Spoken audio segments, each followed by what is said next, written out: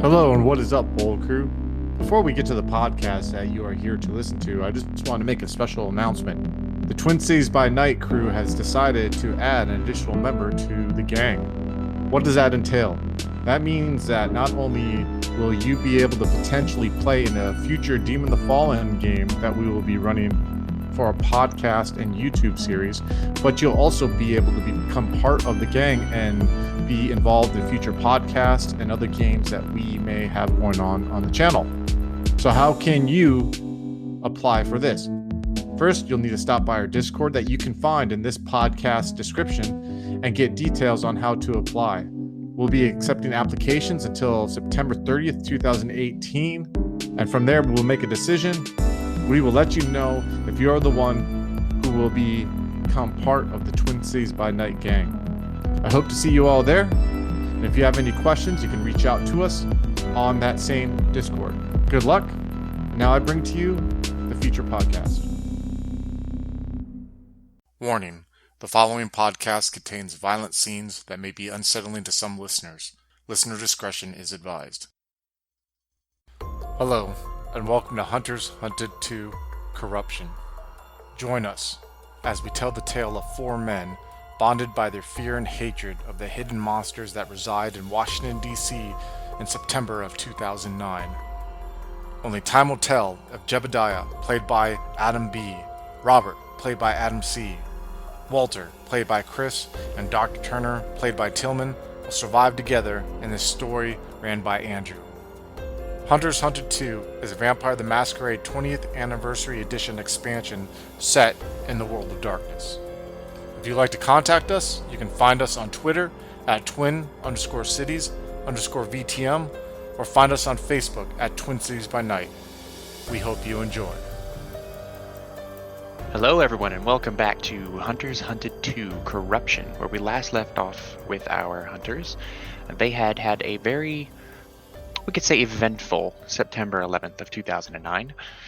Their day was filled with violence, drugs, and, well, bribery even. We open up the scene on Jebediah. He is driving home.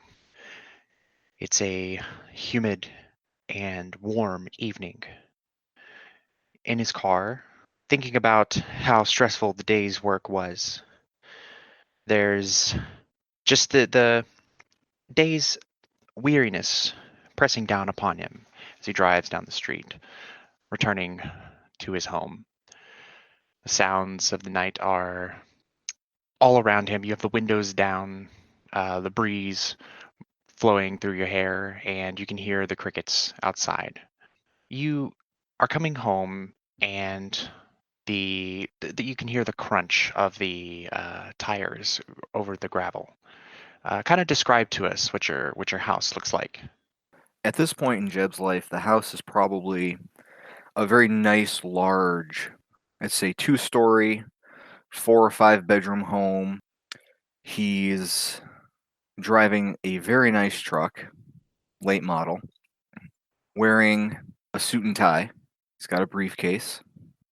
There's, a travel coffee mug in the center console. The house itself, going back to that, be a nice stone facade on the front of the house. Very well manicured lawn, well landscaped. We'll say 2-car garage, sort of a little patio and a turnaround where he'll park his truck in the turnaround. He'll get out. He'll, adjust his tie, brush off his suit a little. As he's getting out of the vehicle, he notices something strange in that the front door is slightly open to his home. And there's a light pouring out. He'll sort of mumble to himself a little bit, reach back into the car, grab his travel mug and his briefcase, and walk up to the front door of the house. As he gets to the front door, he'll, step in. Hey, darling, you home? There's no answer from within. And there's just an eerie silence in the house. Lights are on. No sound. Stepping inside, looking around, you see that the lamp in the corner on the side table is knocked aside, and the bookcase has a broken shelf, and there's books spilled out on the floor. He'll drop the briefcase, drop the travel mug, let it spill with whatever's in it, and he'll start tearing through the house. Annie, where are you? Annie, you home? So Jebediah is beginning to panic at this point. Oh, yes, absolutely. What's kind of going through his mind? Well, he's wondering what the hell is going on, who broke into his house. He's hoping that his wife's not home. And that's why, they chose this moment to break in. So he's just trying to figure out what the hell's going on, who's in his house, where are they? Yeah.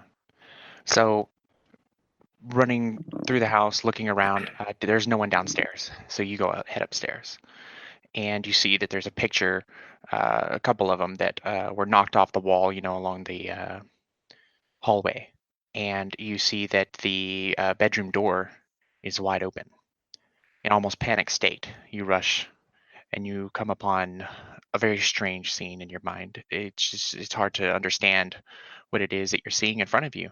There, laying on the floor in front of your bed, is your wife on the ground, and there's someone or something hunched over her. It looks like a person, but there's very little lighting in this room. The lights aren't on, so you just have the hall light streaming in, and so you just see what is almost like thick hair on its back.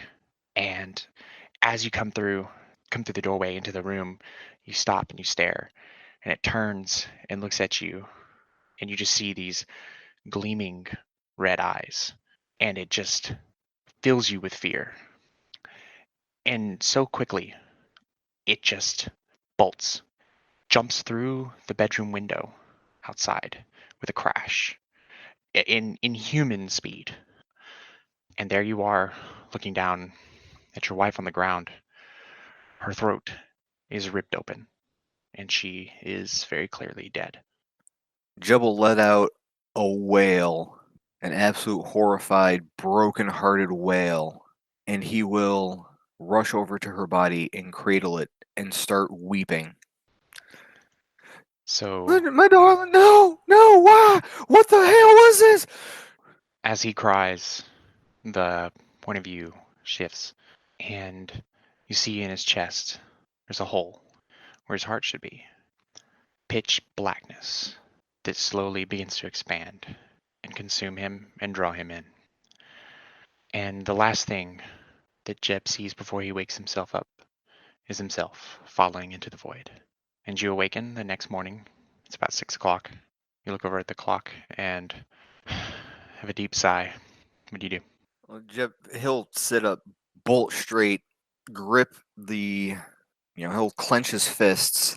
He'll go over to the fridge in the bunker, open it up, pull out a beer, crack the beer, drain it, crush the can, and then he will punch the wall until his knuckles are bleeding.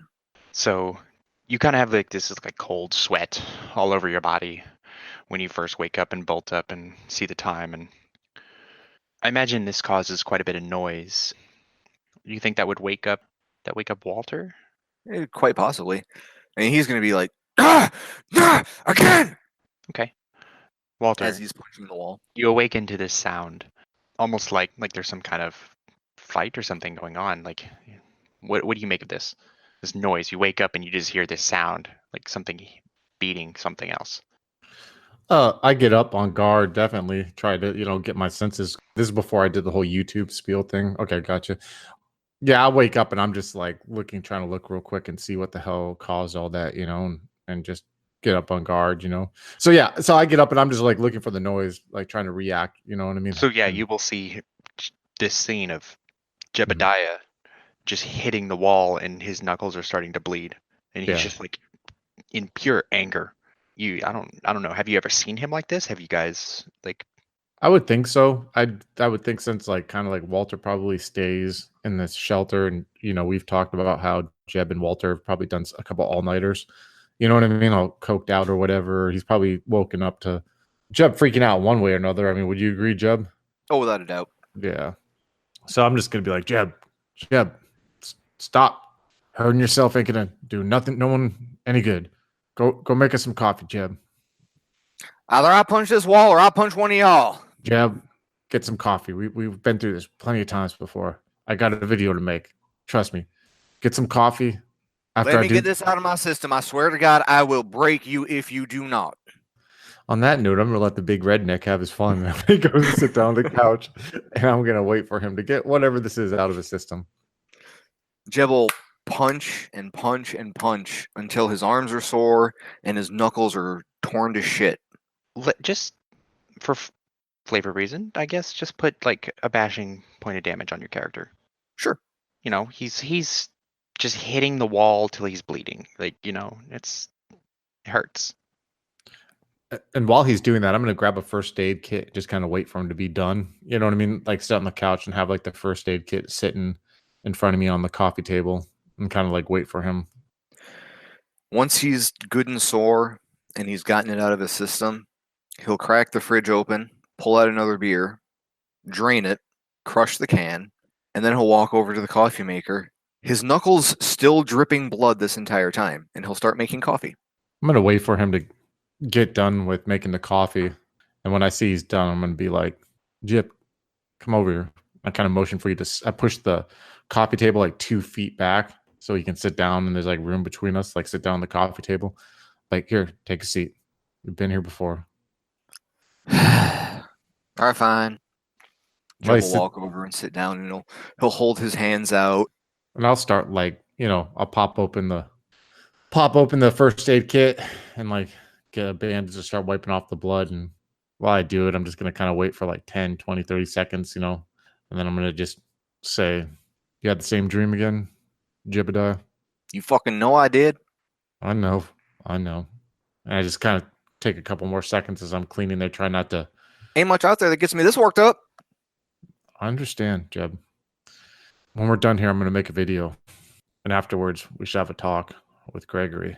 But Jeb, I just need to remind you, the reason that we're still alive after all the stuff we've done is because we've been able to control our emotions when it's been time to. Trust me, I am on the edge right now myself. I feel like I want to scream. Matter of fact, I did yesterday when I received that phone call. But this is what they want from us. They want this kind of control over us, Jeb. And we all need you. Your pals need you to be collected right now. You understand what I mean by that, right, Jeb? What kind of idiot do y'all think I am? I don't think you're an idiot, Jeb. So with this shouting, Dr. Turner awakens. Yeah, I think finally I would wake up. And come and join the others and be like, what's going on? Exactly. Like a little bit hazy and shaky still. Stumbling into a room in underwear. What the fuck? Gregory, Jeb just had a bad dream. It's okay. We got it taken care of. Go ahead and get dressed. I need to make a video real quick. Then we'll talk afterwards, okay? Grab some of that coffee there. I'm going to make breakfast. Y'all want critter tacos? Yeah. I need it is. Just before you do, just let me record the video real quick. I need you to start it again, okay? Well, okay. Everything seems to be all right. And Greg just slumps into the bathroom. At this point, you guys, you know, go about your morning routine, you have breakfast and everything, and you record your YouTube video. And as with the last session, it's the same thing. You know, they're there, he records, you do your thing, and we can skip ahead to that. Yeah, so right after I'm done recording the video, I would say like you see like after like I do like the cutting motion with my hand, meaning to cut off the stream. There's probably a moment that you two like see me sitting in my chair because like we said like you're behind the camera, you know, that he has set up that it does recording, just kind of watching that. I would say that you see him like very intense right now, but he doesn't seem Walter's eyes don't seem to be focused on anyone or anything right now. They just seem kind of distant, like I don't know how to say, like hazed. You know, like he not that he's high, but definitely that he's lost in thought. And during this time, he's holding on to that manila envelope that has the pictures in there. And I was going to see, Andrew, about that. How do you pronounce that? Numina, the psychometry one, the one dot I have that where it can kind of tell like the ownership of something, or kind of like you can get, I believe, impressions of something like that. What do I have to do to roll that or to utilize that power? So you're doing this with the pictures that I was given to, That was given. Okay. Also, as you're looking at them, I do want to point out something. It may not have been 100% clear when we last went over this. Mhm. Now the pictures, again, do you recall them having the whole her with tattoos, right? Yep. Okay, so I just want to make sure that it's 100% clear that even in the pictures where they're with you, she has these tattoos that you do not remember her having. Interesting. So it is 1 willpower point, perception, empathy, difficulty of 7. All right. And I would give you a lower difficulty because it's a pretty significant item to you personally. So it has that psychic resonance that would lower the difficulty to 6. Okay. So more successes. Oh, wow. 3 successes. You're holding these pictures and you just have this kind of feeling that floods you. It's an external feeling coming, you can feel it on this. And you're getting this flooding emotion coming from the photograph, flooding over you. You're feeling it, but you know it's external. You know it's coming from this photograph. And it's almost suspicious, like a feeling of suspicion washing over you. Whoever took these photographs was suspicious.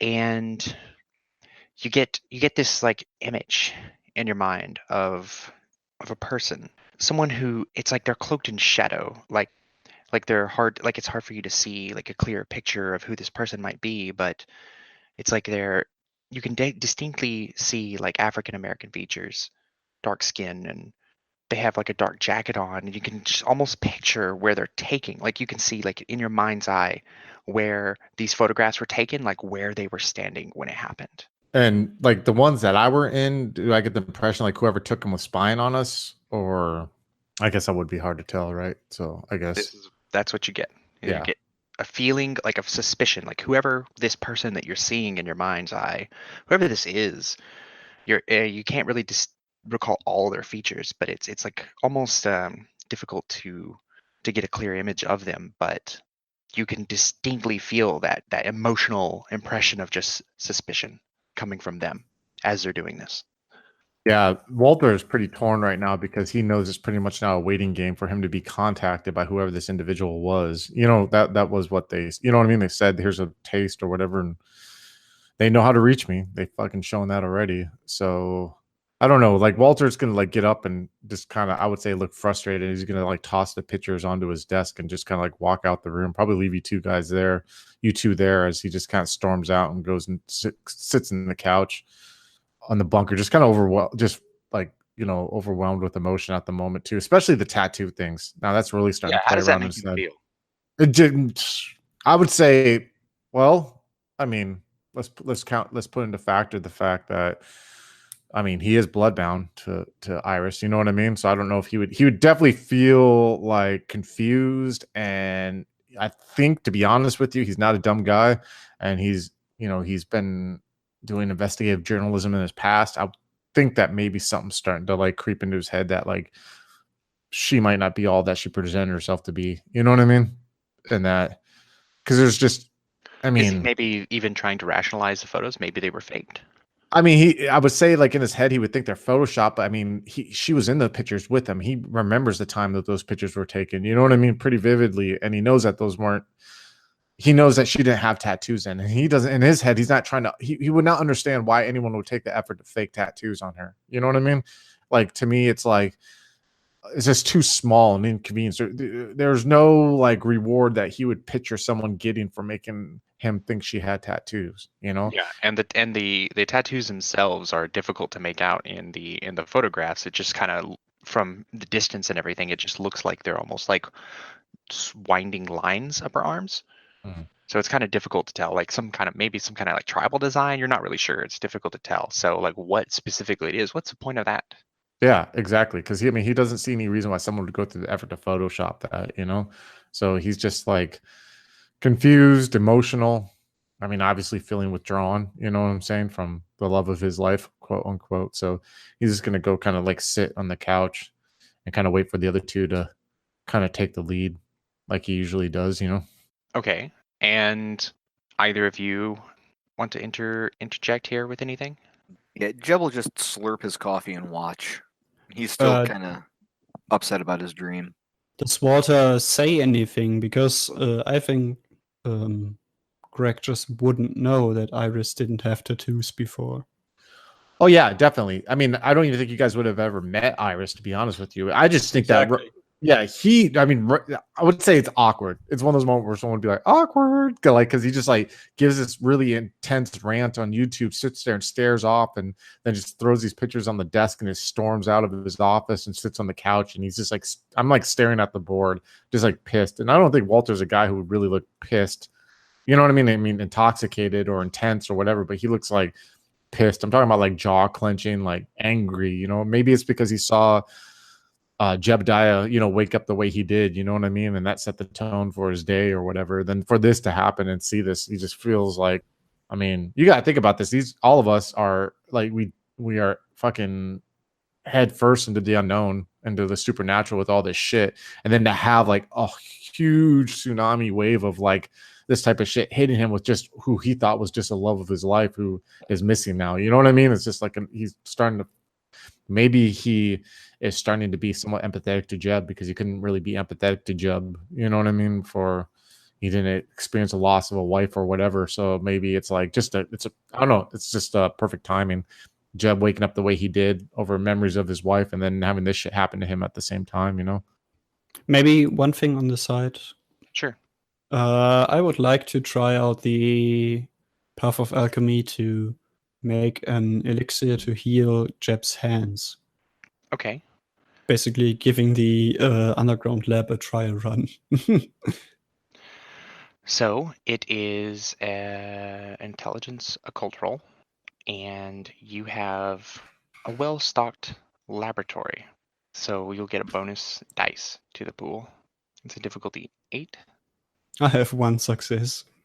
That's good enough to make it work. It reduces the damage pool by 1 and increases the healing times. For bashing and lethal damage. Okay. Normally, bashing damage, the first box there takes, I think, an hour before it is healed. And it obviously the wound is still going to be there, you know, but it's not going to be like bothering you anymore. You didn't like break your arm or anything. So, you know, the pain will go away and all of that. So this will have the time and make it so that the wound starts to close up a little bit already. The bleeding stops. The numbness that you were kind of feeling from just like, you know, after your hand kind of goes into shock a little bit from just hitting it is gone. The pain is dulled, and it feels a lot better. Well, hell, Doc, thanks. How'd y'all put this together? What's in this? Let's not talk about that. The important thing is it works. Well, it sure as hell does. Want beer? All right, perfect. No, coffee for now. So, yeah, you can go ahead and mark that off. It'll be gone.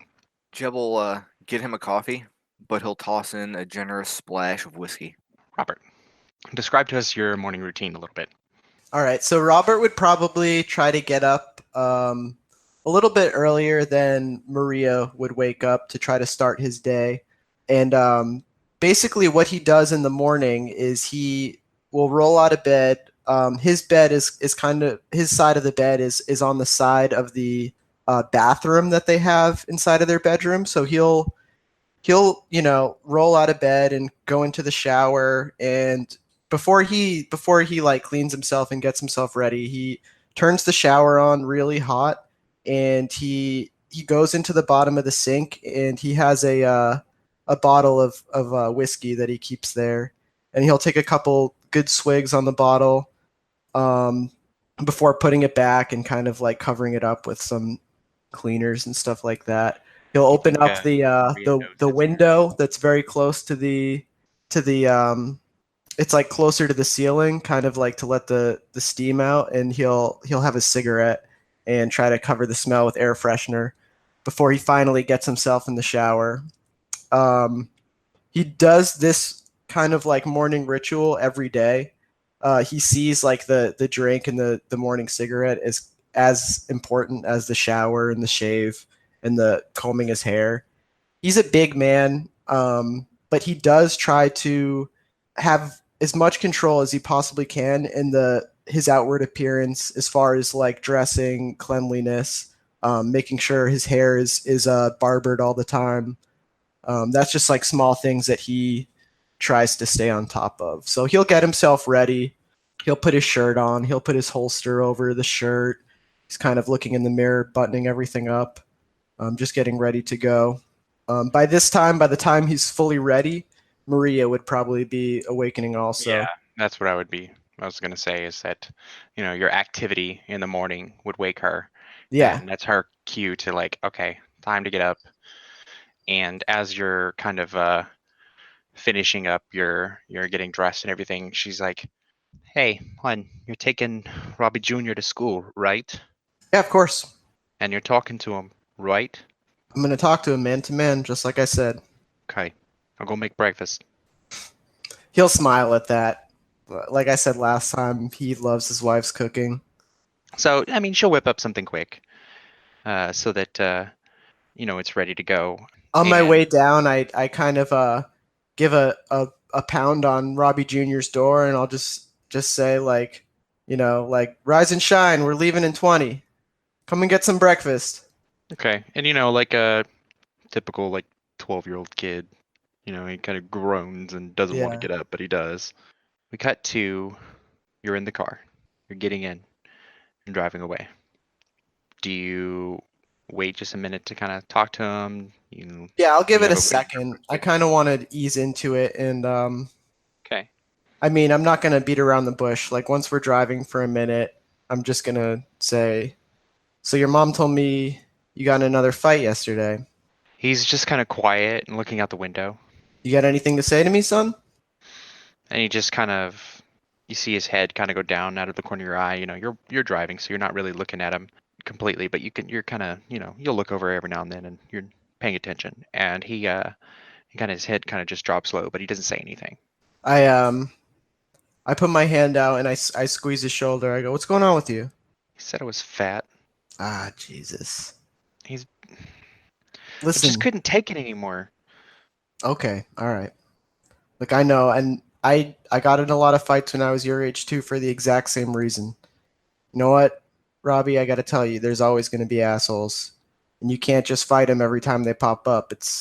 You're going to be fighting a lot if that's the case. Now, look, you come from a family of big people, all right? It's okay. Listen, you don't have to ever be embarrassed of yourself, okay? And I try to just like rub his shoulder a little bit. I'm not embarrassed, Dad. It just made me so mad. I can't wait till like I'm older and I can be like a cop like you. He is like very disturbed by him saying that, even though he's flattered that his son would see him as an example to follow. He just is thinking about, he has like this flashback to that one time where he saw his partner get killed and just that whole crazy mess, and he just is like, oh, to himself, he's like, God, no. And he just pats him on the shoulder, and I say, you can talk to me, son. Yeah, I know, Dad.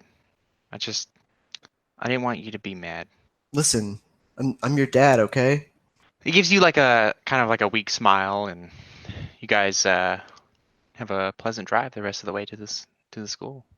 He's feeling a lot better about it. Well, that's good. Is there anything else you want to talk to him about? before I drop him off, I'll probably shoot the shit a little bit, just try to take his mind off of like the bullying and stuff like that, and I'll just ask him about I don't really know like what his interests would be, but I'll just ask him about if he's read any good comic books lately or anything like that. Yeah, I'll ask him about girls, actually. So, you talking to any girls lately? And I kind of nudge him on the shoulder. Dad, stop. Come on, you're an Esposito. I know you've got the same sort of passion I did when I was a kid, I'm a bigger guy, but, I got to say, I did pretty well for myself back then. Huh? And I just kind of am like nudging him. Yeah, you're just like embarrassing him at this point. Yeah. So you drop him off and you head to work, right? Yeah, I'm gonna stop at the liquor store before I go to work and just grab a couple nips and grab a big iced coffee from the 7-Eleven again, and then I'm just going to go straight into the office. There for later on today. Yeah, sure. So you go to the office, and this is a big building, and it has like a lot of security clearance and all that stuff, and you're used to it. You go through everything and get inside and go to where your desk is. You've got this.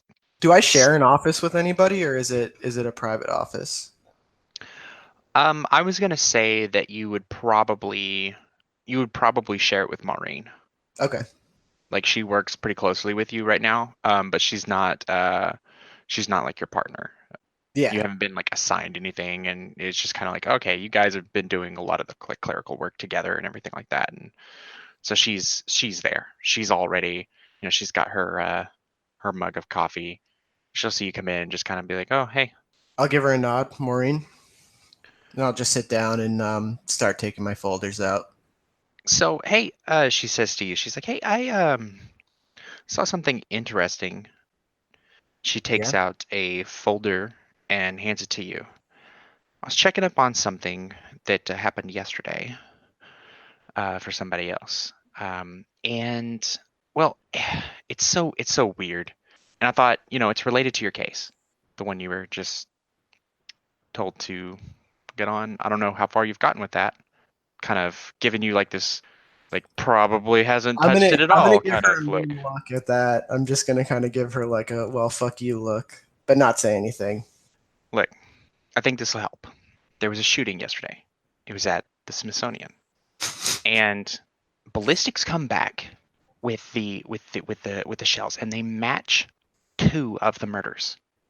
You don't say. At this point, inside of Robert's head, he is just like, what the fuck? Are you kidding me? But he's going to try to just, play as coy as he possibly can, and he just will take the folder from her, like, oh, you mind if I look at that? And he'll just pop it open. I thought you might find it interesting. It's there's no casualties, but there is a witness. Yeah, he was dropped off at a hospital. Look at it. Oh, he's gonna look at it for a second and be like, hey, you got another copy of this? Is it cool if I keep this? Yeah, go ahead. Hey, thanks. I think this is really going to help me a lot. Maureen, I owe you one. She gives you a smile. Dinner on me? And I kind of just like smile at her and give her like a nudge on the shoulder. I'll buy us lunch today. She's like, all right, yeah. And I'll say, can you excuse me for a minute? I just have to run to the restroom. Okay. And I'm just going to leave the office. As soon as I get to a place that's somewhat quiet, I'm taking out my phone and I'm calling Walter. Walter, your phone rings. And you can see clearly that it's Robert. Yes, Robert. Walter, just found out some interesting news at work today. And I think hearing you say that just kind of puts me out of my state of anger. You know what I mean? And maybe the other two can, if they're looking, see me sit up a little straighter and just kind of look at the board even more. Yeah, but what did you find out? So before Robert starts talking, he's going to look around and just try to gauge how alone he is right now. Okay. I mean, you want to be extra careful. You can roll perception and alertness. Difficulty 6. Oof, 1 success. So we can say that there's probably some people like around, sort of. You're in an office building. You kind of go off where you're by yourself. So, but there's no one like near enough to hear you if you're just kind of talking low. Right. Okay. So yeah, I take a couple quick looks over my shoulders, and I kind of like put my hand over like my mouth a little bit as I'm holding the phone to because I'm very paranoid about doing this, but I'm just like, so one of my coworkers hands me a file today, says it's going to help me with the church case that I'm working on. Get this, that shooting that happened last night, same bullets, same fucking bullets. No way, holy shit! What do you make of this? This is somehow. I don't feel right about this, that this is somehow connected. How could this be? I got fucking goosebumps right now, Robert. And I stand up. I just start pacing around the coffee table. Get the fuck out of here, Robert. There's no such thing as coincidences, Robert. Not at all. We got to meet in person and talk. Do you want to meet for coffee? I can bring the other two with. I can't right now. I gotta work a little bit first. Listen, call me. I'll call you, okay? All right, just let the others know, all right? Yeah, I'm trust me, Robert, you're doing good things. I'm gonna fucking talk to them right now. I'm gonna let them know.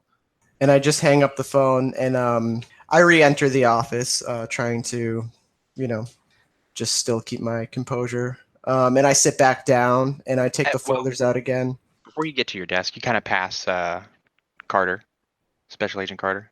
Oh, fuck. And he's like, "Oh, hey, Esposito. How are things going?" Hello, sir. They're going well. You all right? Yes. Feeling better than ever. Just made a great breakthrough on this case here, thanks to Agent Darcy. Yeah, things are going pretty well. Oh, hey, do you think you need her help on this? I can get her to come along with you if you're. Sir, as much as I appreciate her help in this, I really think I can handle this one alone. He gives you kind of a warm smile and says, "All right, it's good to see you taking more initiative." Yes, sir. Thank you, sir. And I'll kind of just try to look as busy as possible and Okay. keep going. Let's cut back over to the other guys. So you just hang up the phone. I imagine you want to immediately tell the other two. Yeah, definitely. Jebediah, Gregory, can I get a moment of your time, please? Sure. Please come in the room here, please. I'm sitting right here. What the hell y'all want? I just got off the phone with Robert, and get this. He just got a report handed to him about that case that he's working on, and those people who were murdered and the cases that he's dealing with, the bullets had the same ballistics of the bullets from last night, from the ones that were shot at us. At me particularly, when I was doing that meetup. Jeb, what exactly does that mean? Means it was fired by the same gun. There's no such thing as coincidences when it comes to the shit that we deal with. We've that's been proven to us multiple times. Why would Robert be put on a fucking case, gentlemen, looking into murders, and then I'm not if the same fucking day am I called by someone saying that they know something about my sweet Iris, and then I'm shot at. Jebediah, this is not a coincidence, Jebediah. Something is going on here. You're goddamn right, something's going on here. Ain't no way that's coincidence. This group of people in this car, what's their motive? So let's assume they are the same group that go around into churches. They somehow know Iris. They are somehow involved with these people who also know Iris and follow her around and take all these pictures to have you all upset. And they're just shooting people up always with the same gun, like they don't care. Here's the thing, Gregory. I think whoever shot at me last night and that young man who was giving me those pictures did not want me to get those pictures or wanted him dead or wanted me dead. I don't think Of course. Yeah, I don't think that for some reason they don't want me to find out about Iris. I don't know what to do right now, Gregory. I'm frankly at a fucking loss. I asked Robert to meet up with us, but he says work. He can't because of work, but he said he'll call us.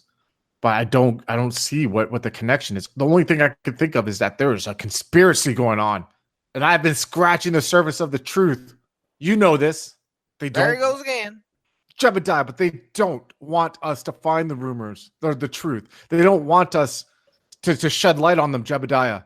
I held those pictures in my hand, and with the expanded nature of my mind and the training that I've given myself, I was able to get a sense of the pictures of the shadowy figure, the suspicious figure who took them while I was spending time with my sweet Iris. This is a conspiracy, gentlemen, and it is on us to bring the truth to the public. I need your help. I don't know how else to say it. I am weak without you two, and I'm weak without Robert, and we are weak alone. But together, we can conquer this. Well, yeah, that's why we're all here. Exactly. So I'll tell you what we're going to do. We're going to pick out our guns. And I mean, I got lots of different models. Y'all, you want like a 4-5? You want 9mm? I mean, I got some solid offs. You can take your pick. We'll just get our guns, and then we're going to go find these sons of bitches, and we'll solve the problem. That's what we need to do, Jeb. We need you in your hunter mode. We need to track them down, find out what this is. Why are these people targeting religious figures? Is it because they're spawn of the evil Illuminati devils? Honestly, I think we shouldn't go in the guns blasting. We should go find Iris. I'm at the point where I have to wait for them to reach out to me, Gregory. I mean, we could do this. How about this? Let's go take a look at these churches. Us three, and we'll wait for Robert to call me. will be inconspicuous, which means that you'll probably have to do the talking, Gregory. Why And we'll can't see I what we do can- the talking? Well, Jebediah, while you are filled with passion and a light for the fight, I love me some Jesus.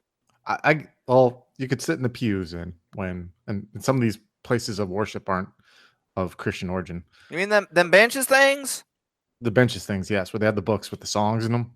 I'll sit there with you, but I think Gregory right now is probably is the most inconspicuous of us, because we do owe Robert that. Robert asked us to handle this with kid gloves and to be careful and not draw too much attention to ourselves if we were to look into it, right? We don't want to see Robert. We definitely shouldn't draw any attention to us now. I mean, we already showed up at the shooting yesterday with Robert in any case, and if we start running around with him now, that would look bad for him. Real bad. Yeah, I mean, the shooting kind of found us. Yeah, Did it? I know. Or did we find the truth somewhere? Maybe we found it, Jeb. I can see that. Maybe. Or here's another option. We could have Gregory go talk to the individual who gave me the pictures in the hospital. It's your call, Gregory, because we're asking you to do the talking. I mean, we'll be there with you in the That son of background. a bitch in the hospital owes us. We should go talk to him first. Yeah, I think so too. But I do think we draw too much attention. I think Gregory is perfect to fit in around there. Even though I know you're not an MD, Gregory. Whew, I don't know, Should I man. grab him like one of them little lady guns? I think maybe I can blend into the crowd and tell someone that I know the guy and visit him, but I'm not very good at drawing out information out of people if they don't want to give it. Well, I could. Well, those are two options I can think of. Unless you could think of other one. We go talk to these people at these religious establishments, these institutions, or we go to the hospital and try talking to this individual until we hear back from Robert. The thing about the hospital that concerns me is there may be cops that are watching the guy because he's a gunshot victim. And those are reported. And I think there will also be cops watching the churches. All of them, not just the 3 that were attacked. Man, I feel powerless, gentlemen. Yeah. I think Why we don't I should just leave. dress up like a janitor and walk in? Jebediah. I think we should leave the question asking and the interrogation part to Robert. We could do that. How about we wait till Robert calls and we see if we can maybe use his badge and his status to get us in. Yeah. And we could do the talking like that. And we could have Jeb go in there with him for muscle, looking like maybe janitor. we sneak in from the side and Robert goes in all official like. Yeah. And we accidentally meet up in the hallway. And they are related. He is working the case, right? Because if it's the same ballistics and this gentleman was shot with the same ballistics of the murder weapon that killed those religious people, he does have a right to be in there and talk to him. We could just have Jeb conveniently be mopping in there in case he doesn't want to work nicely with Robert. I'm sure Jeb has his ways of getting people to talk. I rigged up this mop once with a little... Okay, so I drilled out the core of it. Hello, folks. Have you ever wished you could have an easy way to find gameplay videos and podcasts, or just media in general that deals with your favorite White Wolf role-playing games? Or have you ever wished you could find a forum to share gameplay that you have recorded, one which wouldn't be drowned out by random posts and discussion, so that your media could get the attention you want? Well, we have the answer for you in a Facebook group we run called White Wolf RPGs Gameplay and Media.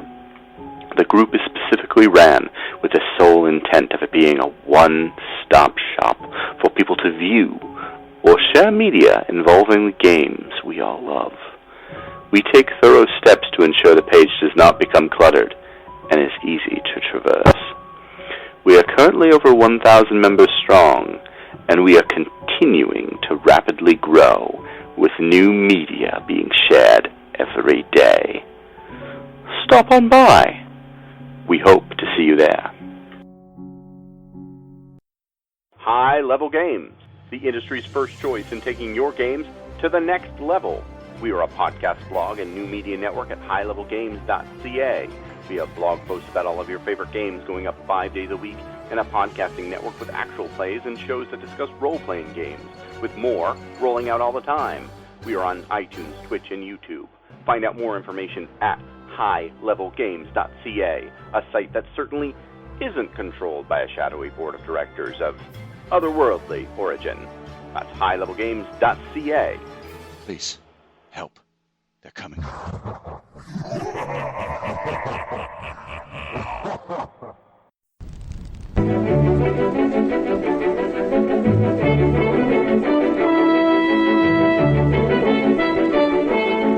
The Los Angeles metropolitan area is constantly growing and changing.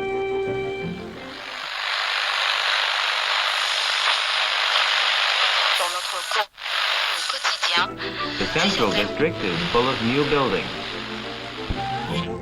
The Hollywood and Wilshire districts, once far from downtown, now are part of it which spreads past Beverly Hills and out to the ocean.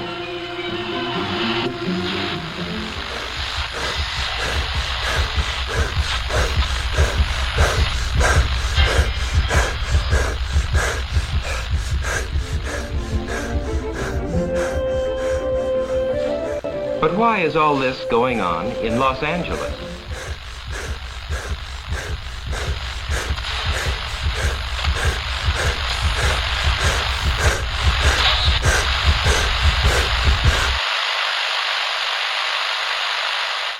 Why is Los Angeles an exploding city?